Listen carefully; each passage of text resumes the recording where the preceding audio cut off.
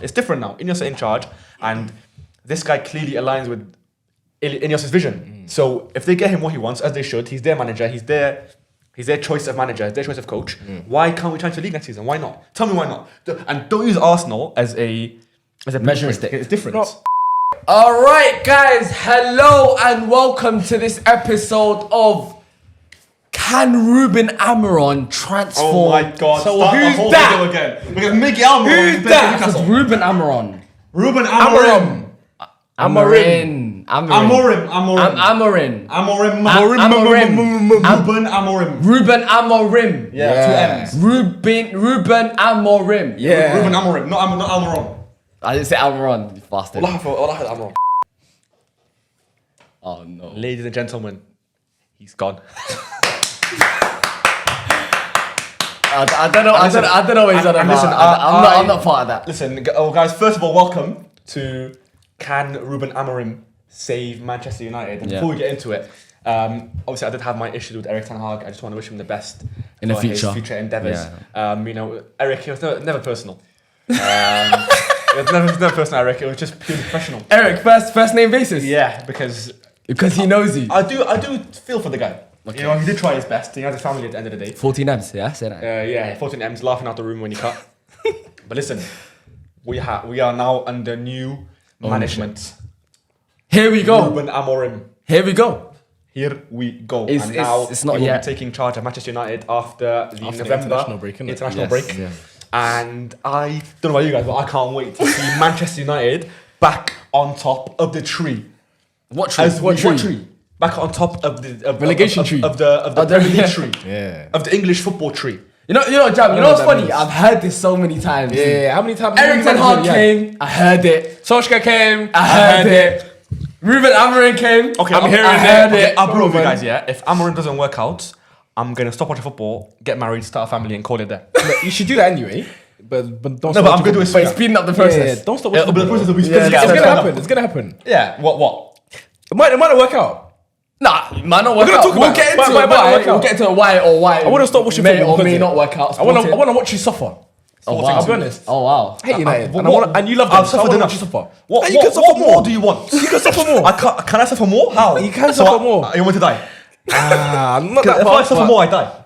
Yeah, okay, maybe not that much. Okay, then you get me. Now it's time for you. Football is in cycles, as I've always said. Okay. And now it is time for Manchester United to come back to the top. But I don't want to portray Ruben Amorim as a saviour. That's a very dangerous complex to put on someone who has come from Portugal and who hopefully does a really good job. But because of how bad Erik ten Hag was and how bad we've been as a club for the past 11, 12 years, it is quite dangerous for United fans to portray this sort of saviour complex on Ruben Amorim, because he's going to have a lot of pressure on him anyway from the media, from the board, from Ineos to do well.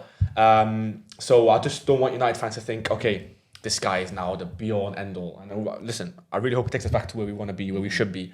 But can I ask you a question? Let's see how it goes. Let me ask you a question. Yeah. Do you think it was the right appointment? Considering all the options you had, would he have been your first? Right appointment is hard to say if it's not hindsight. Would he have been your first choice though? That's a better question. Would he have He would have been in my top 2. Who's the other one? Who was the other one? Julian Nagelsmann. Okay. Zidane? I would have said Zidane, no? I would rather Amorim over Zidane. Okay. Just because Amorim's sort of ideologies, I like them. I like them, and I think he can bring something different, something we haven't tried. A young manager, he's 39, who plays a style that we have never seen at United. Never ever. United have never ever been known to play free at the back with sort of 2 10s and a double pivot and wing backs and a striker. But I do feel like we have the profiles that can potentially play this formation. And what is this formation? Because obviously we know notoriously that he is a 3-back manager. Yes, so 3-4-2-1. A 3-4-2-1. With 2 10s inside, floating, interchanging with the striker when he runs the channels. Sort of picked up the 9 position. Hopefully Rashford and Højlund can be that. Hopefully Bruno can play as well in that position. We have profiles that can play there. You have profiles that can play there. Yeah. But you also have a lot of players. We have a lot of players, yeah, we do. And I feel like there will be some players that don't make it. Don't make the cut, yeah. Maybe any ideas? I feel like one of your wingers is going to suffer. 100 million%. And I think it's I most don't. likely. But when I say suffer, I'm not sure in what sense I mean, because you can look at it both ways. You can see them suffering because they don't play at all, or you can see them suffering playing out of position in a position they don't want to play. For instance, I feel like Garnacho might end up in the wing back. He might struggle, yeah. He might end up in wing back, and now he's just got to do hella work. Anthony wing back, I was that could thinking work. Anthony left wing back. You think so? I Anthony think left wing because back. his work rate, as obviously the man behind the camera, Sammy, he's not very happy with Anthony. He seems like he beefed him. Wow, that reaction was crazy when he said left wing back. But Anthony left wing back is not actually a bad shout. I think he could even be right wing back because Amorim has shown that he likes to play players in inverted positions to help a build up. And I wouldn't necessarily be averse to it. It's something we can try. Anthony's not, his work rate has never been in question. Yeah. It's sort of been other things. You know what about that Anthony playing wing back. We've seen a few times last season where Ten Hag has told him to play full back and he wasn't quite happy. And he was vexed. And it's a prideful thing, telling a winger to play a Get back position. and defend. Yes. No, but wing back in this formation are very advanced. Yes, Yeah. but So, it's also the role of a The task fullback as well. defensively, yeah. Because they're going up and down. Do you know And what I it mean? also depends on how well you play, because obviously Amorim plays with wing backs in the Portuguese league, but it's a lot different to their Premier League. Translate In the to- Premier League, you're not going to be able to pin teams back as much, so the wing backs are not always going to be able to be as high. So it might be in some cases he's defending a lot for a larger portion of the game than he is attacking. So again, is he going to want to do that? Not a lot of players, but there will be players that have to make sacrifices and put their pride to the side and possibly play a role that they don't really want to play, or they haven't played before. Then so be it. Manchester United players now have to completely obey to the manager's ideologies. To the But head it's coach. always been like that, though. I want to say he's a head coach, not a manager. Yeah. This is something that Ineos have been going with. They want someone who has no veto on transfers, nothing like that. Someone who's not necessarily a manager of the whole operation. But that Just the head role is coach. dead though. That role doesn't exist as much The head anymore. coach role. No, the manager manager role. role. The manager role, yeah. Obviously, you had it with Klopp. You had it with Mourinho and Guardiola now. Who's Guardiola the now, manager yeah, a lot of affairs yeah. outside of football. But outside of that, you don't see a lot of managers. It's just head coaches now. Yeah, but I think Amorim does suit the vision of Ineos as a head coach. I think it was very silly to not sack Ten Hag earlier. This guy was clearly the number one choice for a while. So why waste 10 Premier League games of the season when you could have got this guy earlier and we could have got kickstarted this project much earlier? Yeah. Do you feel like... Yeah, go on. Do you feel like that's better or worse for Amorim? I feel like it's worse for United, the fact that obviously you've had to suffer the 10 games with Ten Hag. But in regards to Amorim and pressure, I feel like it's a lot easier for him. Because you guys are already in a very bad place. So it's like there's a lot less pressure than him to come in just in a new season. You can look at it both ways, really. You can look at it both ways because you can say it's more pressure to bring the best out of United. Because we shouldn't be in this position in the first place. So him being the one hired to get us out of it can be seen as, the pressure's on him now to help us. So we can look at it from both sides of the coin, So Sure. yeah, but I do like the appointment. As a rival fan, I don't think he would have been my first choice. I think it's hard for you to say though, in terms of a United perspective. Obviously, yes, and obviously we all don't know what's going to happen. But I'm saying just as of right now, from what I know of Amorim, but also I think it's a big change for United. To go to a back three. A lot of players are not familiar with that role. It's a new role for them. It's something. He might not do it. He might not do it, but it's something that we've not seen Most likely him. that he will do it. He's played it his whole time he's been managing. It's his Casapia. It's his first club. But I think he's got the charisma to be a United manager. does, I think he he's does. got I love that. the appearance, that sort of thing that you were lacking with Ten Hag. And that's only one side of it though. And like we've seen at United, pressure can quickly come at you Can build diamonds or before burst you even pipes. see it. Yeah. Build that, say again, build diamonds or burst pipes. And we've seen that no manager since Sir Alex Ferguson has been able to live up to the expectations of being an actual Manchester United manager. So now you have Ruben Amorim, who's doing fantastic. He's won 10 out of 10 games in the league so far. He's got 30 points. He's got like something crazy, Brilliant. like 35 goals and only conceded 3 goals. So he's definitely a manager that is doing well and someone that could potentially do something. You can tell he's now ready in his career to take the next step. To win every game so far this season. I think maybe the one thing I can say is his European performances. Yes. But at the end of the day, like when you're managing a team like Sporting, with all due respect, they're not a club where you'd expect to do well in Europe. So maybe given the right resources with the team, he can sort of take that step now.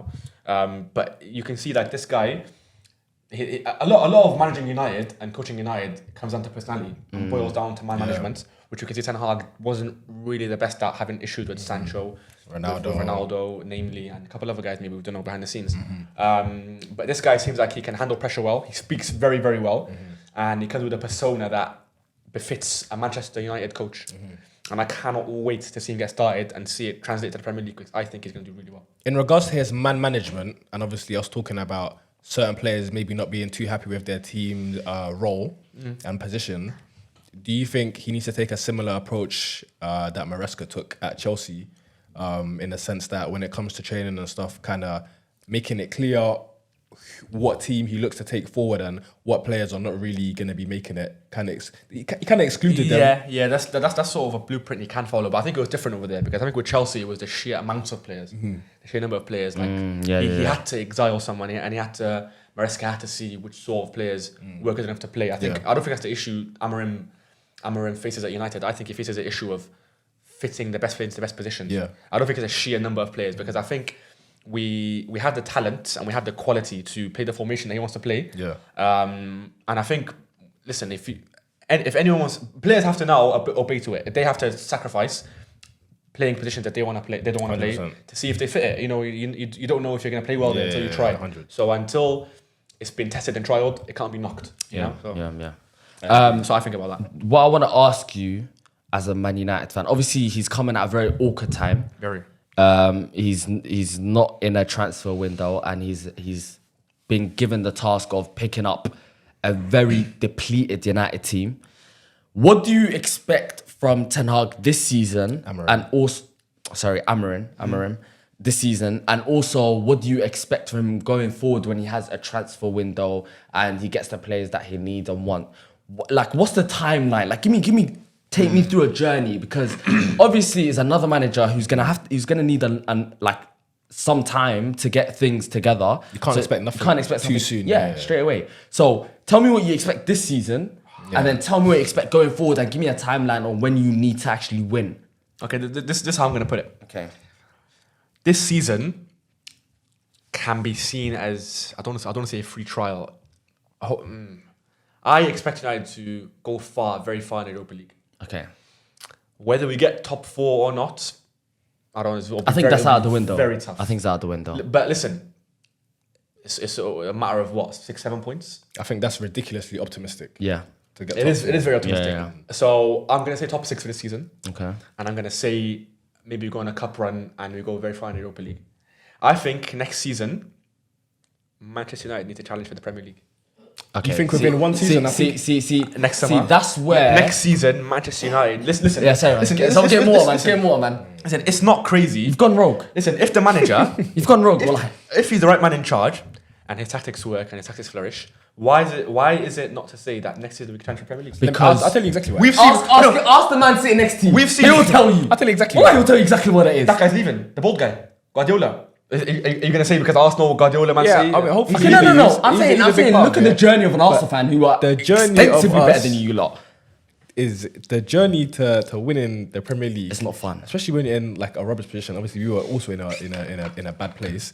Is long and tiring and gruesome. You're not going to turn it around in one season, let alone 2 or 3 seasons. I'll be honest with you. I don't feel like you're going to become title challengers for at least 2 to 3 seasons, and that's if Ruben Amorim is a good appointment. Even if he gets it right. If he gets it right. Yeah. I don't think you have the quality in your club right now to be challengers. Unless you do the craziest transfer history of signings and getting rid of dead wood. And buy Haaland as well. And buy everyone. Buy Haaland, buy the best players in the world in every position. I don't see you challenging for I do. the league. What makes you think? Just the fact that it's United and you love the club, like... No, I do. What's the ground? What's your basis of that? Because listen. Wait, do you expect or you think? Both. Oh, that's even worse. Thinking it is bad. Expecting it, you have high expectations. No, expecting it. I think the other way around. High expectations for your club, but because thinking it's actually going to happen. I'll tell you why. A lot of United fans and a lot of football fans in general have become sort of brainwashed by this 3-year project. Okay. Listen, our squad right now is good enough to compete for top 4 if it wasn't for the first 10 games of the season. I think we could have got top 4 with the squad and Amorim in charge. So we add pieces. So right now there's 2 transfer windows for next season, January and summer transfer window. If we get 3, 4, potentially 5 pieces, which is not impossible, that's very, very possible in the next 2 transfer windows, and Amorim gets what he wants, there's no reason as to why, like expecting his tactics to work, for him to take us to the next step and try to the league. I genuinely think it could happen. Okay, I don't want people to think of this 3-year project. Everything's there. If you told me the season after, Inyos in charge. This is why I think Inyos in charge. It's different now. Inyos in charge, and this guy clearly aligns with Ineos' vision. So if they get him what he wants, as they should, he's their manager, he's their choice of manager, their choice of coach. Why can't we challenge the league next season? Why not? Tell me why not. And don't use Arsenal as a measuring stick. It's different. No, I just said that the journey. Obviously, I'm gonna relate to Arsenal because you're coming from a similar position. Yes. In terms of having different managers, them not really working out, having interim managers, kind of. your club not living up to the expectations of what your club should do. And then having to rebuild the squad because let's be realistic, your squad is not good enough to challenge for the title, so you will have to rebuild. I know you said you have the January and summer transfer window. Yeah. But let me ask you now, what are you expecting to get from those players? Or is it a case of do you even know where you want to fill in? What players you want to sign? What you need? What do you need? Are you happy with Højlund and Xerxes? Are you happy with Diallo? Are you happy with Garnacho? Like who needs to go? That's the next question. Who needs to go? And who do you need to get? But start off with the deadwood. What deadwood do you need to get rid of? Because that's probably the most important phase of rebuilding the squad. Getting rid of the players that are not good enough. We got rid of a lot of the deadwood in this past summer. So there's not many players to go right now. Yeah. I think players that are injury prone like Shaw Malacia. If we can Malacia alive, yeah. If we can, apparently he's alive. If we can cash in on those, be very good. Lindelof maybe from centre back. Yeah. Anthony. That'll be very good. But if we can offload 4 or 5 players, then and then we buy players who are better than them for the squad, then I think even your midfield, you need to we need to get good technical midfielders. Get midfielders, get some wing backs maybe. Get some wing backs. Casemiro's gonna go next season. Casemiro. I don't see him staying around for much longer. Yeah. He likes to play a double pivot. Amorim in midfield. If we can get a destroyer. A midfield, a 6. I'll definitely 100,000,000% keep Harry Maguire. Ball playing abilities, centre back. I think for Amorim is perfect. I think he might start over the Ligt. How about that? Just for his. Who would it be? To play passes. Who would it be? Maguire, Yoro, Maguire, and Martinez. What do you think about Martinez? Like, bad. I think if you've got wing backs, he's gonna be more exposed to their channels, like defending channels. You know, he's not the best defender wide spaces. I would buy a left centre back. He'll definitely work in the sense that like building up and stuff. Yeah, I think he's good on the ball. One of the best on the ball. Defending wide channels, man. If we're gonna have a left wing back, and I want a left wing back. I want Alphonso Davies or Grimaldo or Demarco. Someone of that mold. Very likely signing Alphonso Davies. I think it's very unlikely signing. You said very unlikely signing. No, very unlikely. And it's been reported that the United are linked with him. Why would he join United? He's going Real Madrid. He might join Real Madrid, but I Real think Madrid on free. It's quite not impossible. If you go head to head with Real Madrid, you lose. If Real Madrid want him as well, then obviously the Real Madrid do want him, but we beat him to Lenny Euro, so it's possible. No, but that's different though, because Alphonso Davies will start for Real Madrid straight away. Yeah, he was at Real Madrid. Yeah, so but I'm saying that's not a question. Listen, he can't come to United. But I don't think there's anything. Any left back in general. I think we're getting the left centre back who excels at passing, which Martinez does, but someone who's also more physically dominant. Casado Lekeba is a good example, and who is good at defending wide areas. So we do the left centre back, a left wing back, maybe 2 midfielders, I'd say. And what kind of midfield? You said a destroyer. A destroyer and someone who like a tempo controller. There's a few options that'll be good. And Angelo Stiller, Stuttgart. I don't know if you know him. He's a great deep line playmaker. Really. I think a lot of teams are like a fan of him. You know, so a lot of teams will be out there for him. So someone who has a variety in their passing. Maxence Kakare is good from Lyon. He's been there. He's been there for a while now. He's a very underrated player. So he's not really a destroyer though. No. I want him as like the other one. Okay. For destroyer, I haven't really liked him. But you got Ugarte to get rid of as well, but he's just drained. Ugarte will stay. You think he's set to stay? I think he'll stay. I think we need to give him a chance. I think under Ruben Amorim. I think you have to give him a chance. Obviously Ruben Amorim know each other from Sporting before, and PSG bought Ugarte from Sporting for 60 million. Yeah. Who must have been doing something right, and he was really, really good at Sporting as well. Yeah. So obviously we give Ugarte a chance. We get rid of some players. We buy the position that we need, and then we see what happens. Yeah. I think. Look, I think this Amorim appointment. Really struggling, man. Yeah, I don't know why. Maybe because I'm wrong. I don't know why. But Amorim, I think he's not a bad signing. He's not a bad person to get in to replace Ten Hag. Yeah. But as far to how good he can be, I don't know. It's difficult for me to say. And I think, like I said, it's one of the most difficult jobs to be a Manchester United manager. Yeah. And we've seen a lot of managers come and go since Ferguson. So if he can win the Premier League next season, as you think he might. No, challenge. You said win. Challenge. It's a challenge. Yeah, Okay, challenge. Okay, whatever. It's Still crazy, anyways. But if he can do that, then that he's done better than any other managers come since Ferguson. And I'll tell you why he has an advantage, because he now has the Glazers completely out of the picture. The only people above him now are a fantastic network of purely football-oriented people who handpicked this guy from Europe. But you've been gassing them a lot. We haven't seen them do at the highest stage. We haven't seen them with their choice of manager. This is their manager. So we're gonna see. Now we're gonna see. Now we're gonna see what they're really about. You know what? Took him a while. Before he came, he said that he didn't want to join. He said he wanted to wait until the end of the season. Yeah. But then why do you think that is?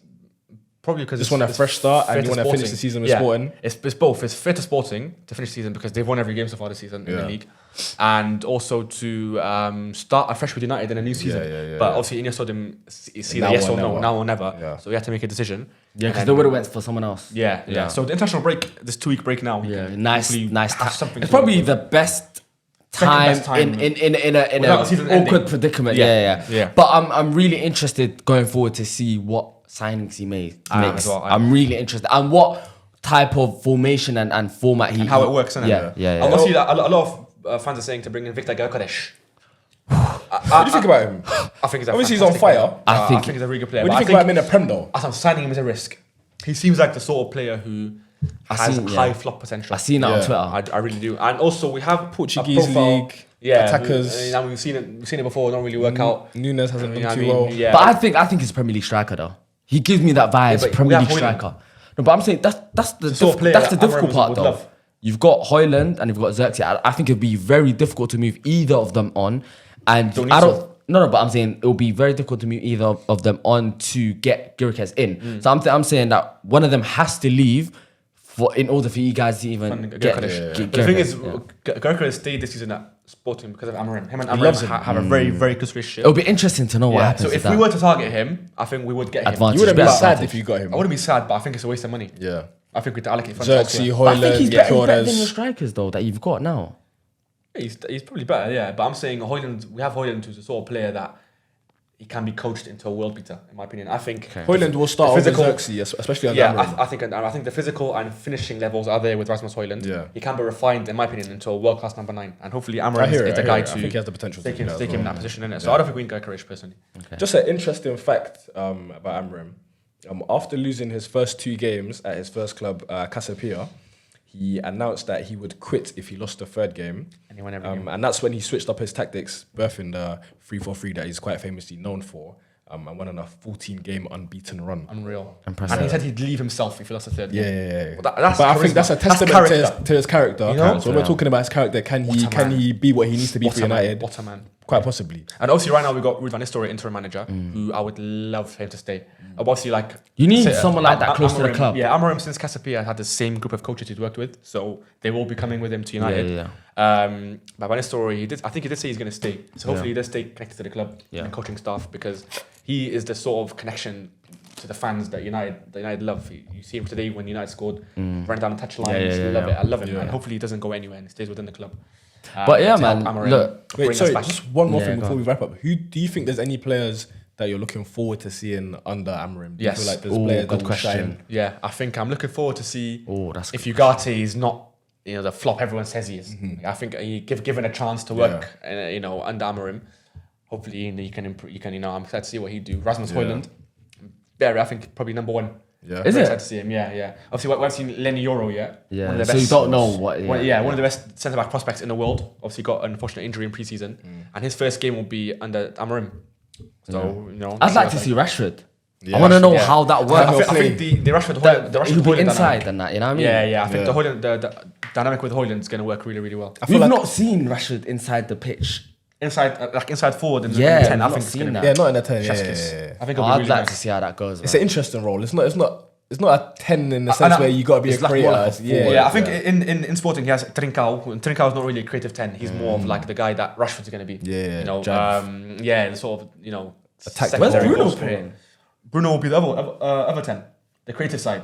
But this is why I'm interested, where I feel like he might have too many attackers. Pedro Gonçalves. That's why I'm not sure if you have too many attackers for this. That's what we said. Garnacho say might go wing might back, be wing back. Ahmad. That's a player that I'm very one interested of in the seeing. positions. Yeah, Ahmad. Under Ahmad Amrin. inside the Ahmad pitch. in that Perfect. 10 Good. where he can cut in. The options there. The players there. This team has profiles that can fit the formation. It can go well. Also, you'd be the only team in the league that plays three at the back. Crystal Palace I think is Palace the only do it. other team that Yeah. play three at the Palace back. And they do it Wolves. sometimes as well. They've also done it. Palace and Wolves, and they drew 2-2 today.